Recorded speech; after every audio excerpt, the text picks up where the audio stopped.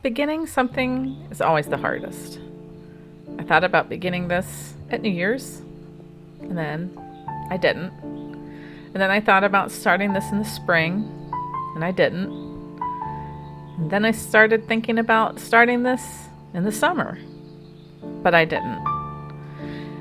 I always seemed to be able to put it off, even though I really did want to start this. I just didn't quite know where to. And so the seasons change.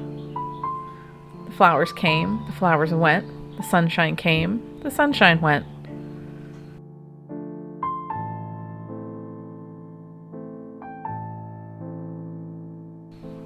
And still, I wanted to start. And so I did. I started doing the artist's way. Took myself on art trips. Took myself on weekly art dates with myself just to get out, see the world again. And sometimes, just by starting, the momentum is going to move us forward, with one foot in front of the other. One of the things I do find difficult is just going with the flow. I always seem to be racing against it on a timeline of my own, trying to move it forward faster and not taking the time to just take the time. Just to take the time.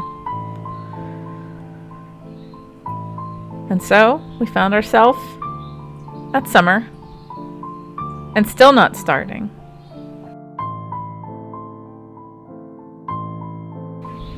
Zay Frank's channel started with an invocation for beginners, and this is one of my favorite clips. It says, "Sometimes your pencils are sharp enough. Even the dull ones will make a mark." And so for this journey, even the dull ones are going to make a mark. So I'm going to grab my paintbrushes. I'm going to grab my paint. I'm going to get my canvases prepped. And then we're going to start a new journey. I always tell my students, you got to be like Nike and just do it. So this is me just doing it. Getting back into the studio, getting back into recording, getting back into the process, and starting to put my foot out there into the world. To turn a new page, to start a new project, just to see how it goes. And so for this, here's our beginning.